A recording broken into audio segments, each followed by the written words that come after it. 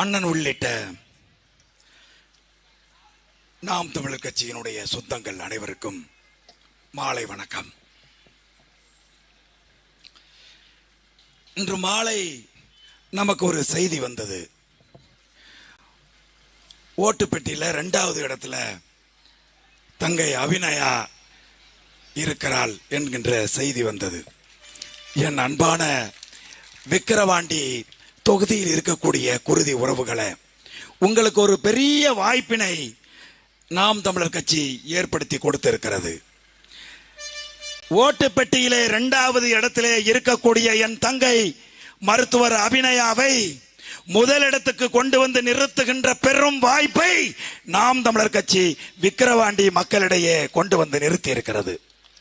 நீங்க வாக்களிச்சு அந்த பெண்ணை முதலிடத்தில் கொண்டு வந்து நிறுத்த வேண்டும். கிராமப்புறங்களில் நாங்கள் பயணம் செய்து வந்து கொண்டிருந்தோம். சில இடங்களிலே மக்கள் கூடியிருக்கிற போது அந்த இடங்களிலே என் அன்பு தங்கை மருத்துவர் அபிநயா சில வார்த்தைகளை வந்து பேசுவார். அவள் பேசுகிற போது அவள் வாயில் இருந்து வருகின்ற அந்த வார்த்தைகளை கேட்கின்ற போதுதான் என் அண்ணன் செந்தமிழன் சீமான் எப்படியான ஒரு விதையை இந்த நிலத்தில் விதைக்கின்றான், எப்படியான ஒரு போராளியை, எப்படியான ஒரு புலியை களத்தில் நிறுத்துகின்றான் என்பதை என்னால் உணர முடிஞ்சது. என் அன்பான உறவுகளை, நீங்க பாத்தீங்கன்னா எடப்பாடி பழனிசாமி அவர்கள் இந்த தொகுதியில் நிக்கல. நாங்க ஓட்டு கேட்டு வருகிற போது வீடுகள்ல எல்லாம் ரெட்டலை வந்திருக்க வீட்டுல எல்லாம் வீட்டை விட்டு வெளியில ஓடி வந்து இந்த தடவை சீமானுக்கு தான் எங்க ஓட்டு, சீமானுக்கு தான் எங்க ஓட்டு என்று அந்த மக்கள் மகிழ்ச்சியோடு குதூகலத்தோடு அவர்கள் கையசைச்ச போது எங்க சீதாலட்சுமி அக்கா கையசைத்து விட்டீர்கள், உங்கள் ஓட்டு எங்களுக்குத்தான், உங்களுக்கு நன்றி, உங்களுக்கு நன்றி என்று சொன்ன போது பெரும் மகிழ்ச்சி அடைந்தோம். என் அன்பான உறவுகளை, எடப்பாடி பழனிசாமி பயந்து ஓடி போயிட்டாருன்னு திமுக காரங்க நினைச்சுக்கிட்டு இருக்காங்க. எடப்பாடி பழனிசாமி பயந்து ஓடல ஐயா. நீங்க ஈரோடு கிழக்கிலே அடித்த கூத்தை, நீங்கள் ஈரோடு கிழக்கிலே செய்த அசிங்கத்தை, கேவலத்தை, அந்த பட்டி பார்முலாவை பார்த்து உங்க முகத்துல காரி துப்ப முடியாம உங்களை கேவலப்படுத்தணும் அப்படிங்கிற ஒரே காரணத்துக்காக உங்களை வெட்கப்பட வைக்கணும், உங்க முகத்துல காரி துப்பணும். அதுக்காகத்தான் எடப்பாடி பழனிசாமி ஒதுங்கி நிக்கிறாரு. இதுக்காக வெட்கப்படணும் திமுக, இதுக்காக மதிப்புக்குரிய ஸ்டாலின் அசிங்கப்படணும். திமுக கட்சியில கரவேட்டி கட்டி இருக்க ஒவ்வொருத்தரும் ஏன் எடப்பாடி பழனிசாமி இந்த தேர்தலை புறக்கணித்தார் என்று நினைத்து அசிங்கப்படணும். வேட்டிய நடுரோட்ல எழுதி போட்டு கொளுத்தணும். எடப்பாடி பயந்து ஓடி போயிட்டாருன்னு பேசுறீங்க பாருங்க, அதை நிறுத்தணும். ஏன் வாங்கல, நாம் தமிழர் கட்சி ஒவ்வொரு நாளும் மேடை போட்டு பேசுத. திமுக காரெல்லாம் வரிசையா போறிய, 50 கார்ல போற, வரிசையா கிராமமா போற 50 கார்ல வாய மக்கள் மன்றத்துக்கு வந்து மேடை போட்டு பேச பாப்போம். எங்கள் அண்ணன் செந்தமிழன் சீமான் ஒவ்வொரு நாளும் பத்திரிகையாளரை சந்திக்கிறான். இந்தியாவில் ஒவ்வொரு நாளும் பத்திரிகையாளரை சந்திக்கின்ற ஒரே தலைவன் சீமான் தான்.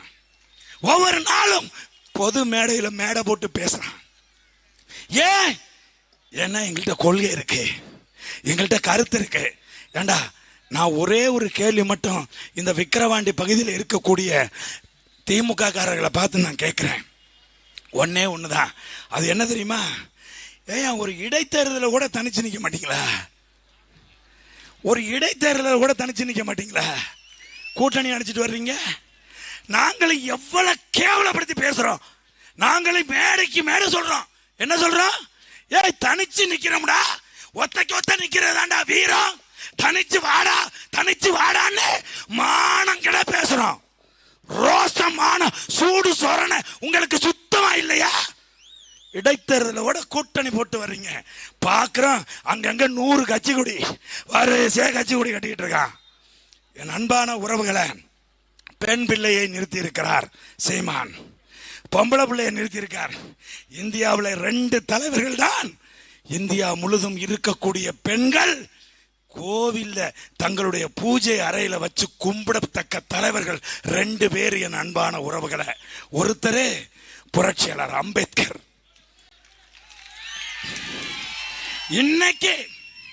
இன்னைக்கு இந்தியாவில் இருக்கக்கூடிய பெண்கள், அது ஆதிக்க சாதியா இருந்தாலும் சரி, அடக்கப்பட்ட ஒடுக்கப்பட்ட மக்களா இருந்தாலும் சரி, இந்தியாவில் இன்றைக்கு பெண்கள் அடைந்திருக்கக்கூடிய அத்தனை உரிமைகளையும் தன் பதவியை தூக்கி வீசி பெற்று தந்தவன் புரட்சியாளர் அம்பேத்கர்.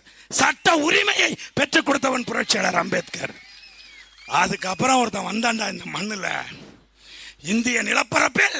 அதுக்கப்புறம் ஒருத்தன் வந்தான், ஆணுக்கு பெண் சமம்டா. ஆண் எந்த அளவுக்கு அரசியலில் பங்கெடுக்கிறானோ அதே அளவுக்கு பெண்ணும் பங்கெடுக்க வேண்டும் என்று சொல்லி 50% இடஒதுக்கீட்டை அரசியலில் ஒதுக்கி கொடுத்த என் அண்ணன் செந்தமிழன் சீமான். தமிழ்நாட்டில் இருக்கக்கூடிய பெண்களுக்கு இன்னும் போய் சேரல இந்த கருத்து. தமிழ்நாட்டில் இருக்கக்கூடிய பெண்களுக்கு இந்த கருத்து போய் சேரல. ஆகவே பெண்கள் வணங்கத்தக்க ஒரு தலைவன் எங்கள் அண்ணன். பெண்கள் தூக்கி கொண்டாட வேண்டும். எவன் மதிச்சான் பெண்ண? இந்த கூட்டி வச்சிருக்கான் சட்டமன்றம். எத்தனை பெண் உறுப்பினர்கள் அங்க இருக்கா? எங்க அண்ணன் 2026ல ஒரு சட்டமன்றத்தை கூட்டுவான் பாரு. பாதிக்கு பாதி பெண்கள் இருப்பாங்க, பாதிக்கு பாதி பெண்கள் இருப்பாங்க. அதனால இந்த பகுதியில் இருக்கக்கூடிய, இந்த விக்கிரவாண்டி பகுதியில் இருக்கக்கூடிய மக்களை, என் தங்கச்சி மட்டும்தான் கிராமமா வந்து வீடு வீடா இறங்கி உங்களை சந்திக்கிறா. எந்த திமுக காரராவது வந்து சந்தித்தார்களா? யாராவது ஒரு வேட்பாளர் உங்களை கிராமமா வந்து சந்தித்து உங்களிடம் வாக்கு கேட்டாரா? எங்கள் கருத்துக்களை விதைத்து வைத்தார்களா? இல்ல இல்ல, என் தங்கச்சி தான் வீடு வீடா வந்து கேட்கிறா. அதனால இன்றைக்கு இந்த மேடையில் நின்று கேட்டுக்கொண்டிருக்கக்கூடிய என் அன்பான உறவுகளை, உங்களுடைய வாக்குகளை படித்த பிள்ளைக்கு, மருத்துவருக்கு நீங்கள் வாக்களித்து அவளை வெற்றியடைய செய்ய வேண்டும் என்று கேட்டு வாய்ப்புக்கு நன்றி கூடி விடைபெறுகிறேன். நாம் தமிழர்.